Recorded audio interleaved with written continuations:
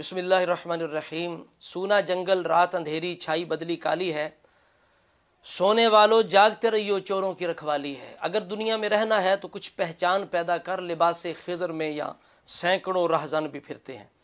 इसी तरह का एक राहजान जो लिबास खिज़र में लिया के इलाके में फिर रहा है, जिसका नाम मौलवी इशफाक करोड़वी है, उसका बेटा फ़खरुद्दीन, ये रफ़ज़ियत के प्रमोटर हैं, रफ़ज़ियत की बोली बोलने वाले हैं और लफ्ज़ियत के अंदाज़ पर रफ़्ज़ियों ज़ाकरों के अंदाज़ पर ज़िक्र अहले बैत करते हैं। ख़ुद को मौलवी इशफाक पीर भी कहता है और गोल्डरा शरीफ की तरफ निस्बत भी करता है, लेकिन ना ये गोल्डरवी है, ना ये चिश्ती है, ना ये सईदी है, ना ये सुन्नी है। ये रफ़्ज़ियत का भेड़िया है सुन्नियों के रूप के अंदर। अब ऐसी घटिया ज़ुबान इसकी और तबीयत और सोच है कि उलमाए सुन्नत पर माज़अल्लाह ये बुग़्ज़ अहले बैत और नासबियत के फ़तवे लगाता है। अमीरुल मुजाहिदीन मौलाना खादिम हुसैन रज़वी साहब के बारे में इंतहाई इसने इस बेहया ने और बदतमीज़ शख्स ने बड़ी घटिया ज़ुबान इस्तेमाल की और लोगों को ये समझा रहा था कि माज़अल्लाह मैं बड़ा मुहिब्ब अहले बैत हूँ, ठेकेदार हूँ, और ये नासबी हैं, खारजी हैं, दुश्मन अहले बैत है माज़अल्लाह अहले सुन्नत वाले। तो इंशाअल्लाह इसकी खबर थोड़ी लेते हैं। चंद बयानात हमारे पास पहुँचे इसके और इसके बेटे के, बल्कि एक दो ही पहुँचा। अगर वो तलाश किए जाएँ तो पता नहीं क्या क्या खबासत और दलालत और रफ़्ज़ियत ये बंदा फैला रहा है। अब सिर्फ जो हमारे तक इसका बयान पहुंचा है उसके अंदर ये कहता है कि मौला अली शेर खुदा के अंदर नबुव्वत के अलावा हर फजीलत है। सुभान अल्लाह, सुभान अल्लाह, वाह वाह। बखील मुल्ला शाला मुश्की ते लतावी तेलिया संग चूड़ लड़ी ते साही न पटीजी ते संग घुटीज बनी।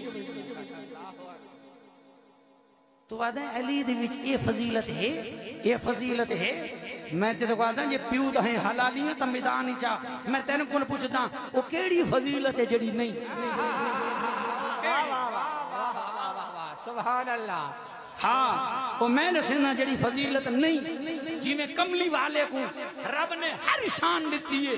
लजपाल मोहम्मद खुदा नहीं। वाह वाह वाह जी, वाह वाह वाह वाह वाह। वीर अली को मेरे कमली वाले हर फजीलत देती है, सिर्फ अली नबी नहीं। मेरे लजपाल महबूब फरमाया हा अंत मिन्नी बिमंज़िलति हारून मिन मूसा इल्ला अन्नहु ला नबिय्य बादी। ऐ अली तू मेरे वास्ते इवें है जिवें हजरत मूसा दे नाल हारून हा, लेकिन मैं आखिरी नबी हां, मेरे कोल बाद नबी कोई नहीं, मेरे कोल बाद नबी कोई नहीं। तू आदे केड़ी फजीलत है, मैं आदा केड़ी कोई नहीं। ये ऐसा जाहिल है कि अहले सुन्नत का ये अकीदा है, ये रसूलुल्लाह की शान है कि रसूलुल्लाह के अंदर हर फजीलत मौजूद है और हर फजीलत उलूहियत के अलावा हर फजल कमाल रसूलुल्लाह की तरफ मंसूब किया जा सकता है। वरना बाकी जो नबी हैं उनको भी अल्लाह ताला ने किसी को कोई शान अता फरमाई, किसी को कोई शान अता फरमाई। ये तो नबियों के बारे में भी हम नहीं कह सकते कि हर नबी को हर फजीलत अता फरमाई। खसाइस हैं खसाइस, इसी तरह सहाबा इकराम की भी खसाइस हैं। हर सहाबी को हर फजीलत हासिल नहीं है। अल्लाह ताला का कुरान गवाह है तिलका रुसुलु फद्दलना बादहुम अला बाद व मिनहुम मन कल्लमल्लाहु व रफ़अ बादहुम दरजात और ला यस्तवी मिनकुम मन अनफ़क़ मिन क़ब्ल अल-फ़त्हि व क़ातल उलाइका अज़म दरजा। तो इस जहल को इतनी खबर नहीं, तो मैं इस मौलवी को चैलेंज करता हूँ जो खुद को कहता है जी हम अगर माकूल जवाब दो तो हम जवाब देंगे। दो जवाब अगर तेरे अंदर जुर्रत है तो सुन्नी है। तूने ये जुमला बोला कि मौला अली के अंदर नबुव्वत के अलावा हर कमाल है। हातू बुरहानकुम इन कुंतुम सादिकीन, बताओ कुरान से, सुन्नत से, अहले सुन्नत की किसी भी मोतबर अकीदे की किताब से और इल्म कलाम की किताब से बताओ कहाँ अहले सुन्नत का ये अकीदा है कि मौला अली के अंदर हर फजीलत नबूवत के बाद। ये तो हम अबू बकर उमर जो अफजल है मौला अली से इजमाई उम्मत के साथ, वमा मौला अली पा खुद कहते हैं कि अबू बकर उमर मुझसे अफजल हैं। जो अबू बकर उमर पर मुझे फजीलत दे मैं उसे मुफ्तरी की सज़ा दूंगा। ये तो मौला अली डंके की चोट पे मिंबर कूफा पे बैठ के ये ऐलान किया करते थे जाहिल। और तू कहता है कि अली पाक के अंदर हर फजीलत है। ये तो अली पाक खुद नहीं मानते। मुझे यकीन है खुदा की कसम अगर मौला अली पाक आ जाएं और उनके सामने ये बात करे तो उसी वक्त से कान पकवा के जूते मारे। और जहल तू कैसी बात कर रहा है कि मेरे अंदर हर फजीलत नबूवत के बाद? तो ये मौला अली भी मानने के लिए तैयार नहीं है।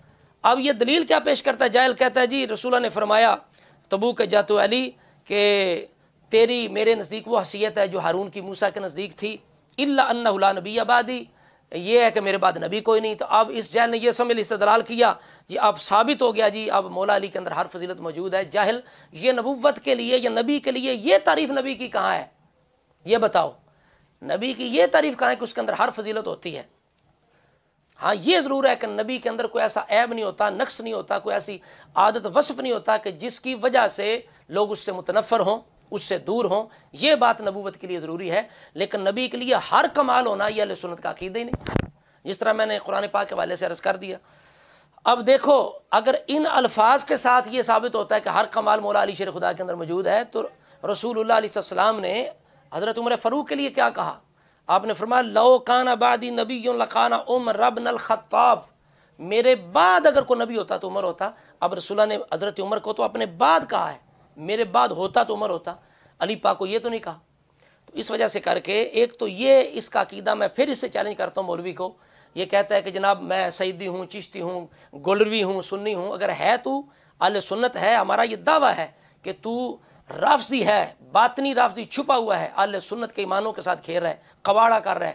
اس کے جتنے بھی عقیدت مند مرید ہیں، میں ایک سید ہونے کے ناطے انہیں پیغام دیتا ہوں کہ آنکھیں بند مت کرو. قیامت والے دن یہ بندہ کبھی بھی آپ کو نہیں بچا سکتا، یہ خود گمراہ ہے.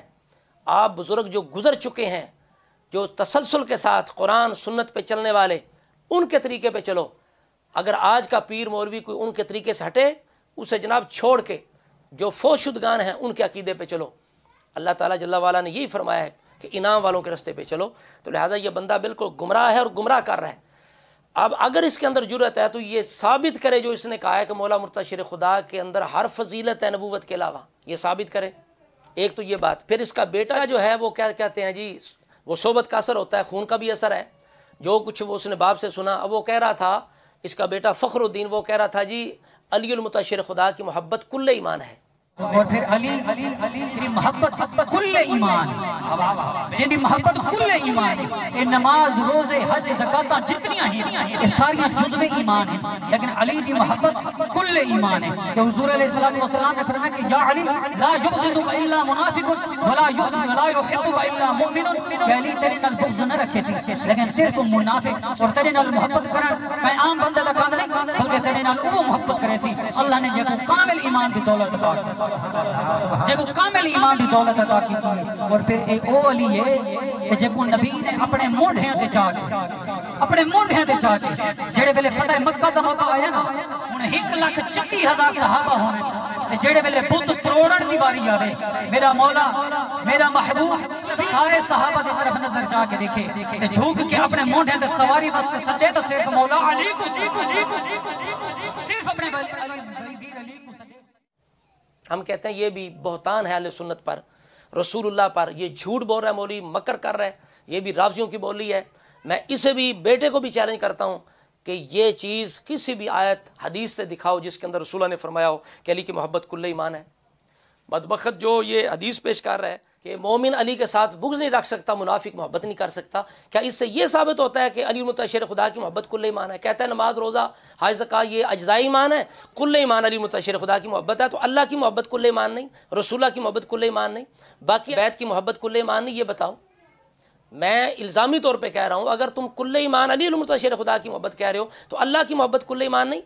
اور دلیل یہ حدیث دے رہا ہے. تو جب کہ رسول اللہ نے انصار صحابہ کے لیے بھی یہ انداز اپنایا، فرمایا آیت الایمان حب الانصار و آیت النفاق بغض الانصار. یہ بخاری مسلم شریف کے اندر حدیث ہے. فرمایا میرے سار صحابہ کی محبت ایمان کی نشانی ہے، انصار صحابہ کا بغض منافقت کی نشانی ہے. آپ بتاؤ اب کیا انصار کی محبت بھی کل ایمان ہے؟ کیسے جہل ہے یہ؟ تو یہ بالکل رافضیوں کی باپ بیٹا رافضیوں کی بولی بول رہے ہیں، اور جہل ہے پرلے درجے کے. رافضیوں ذاکروں کا جو ہے وہ استدلال وہ کرتے ہیں.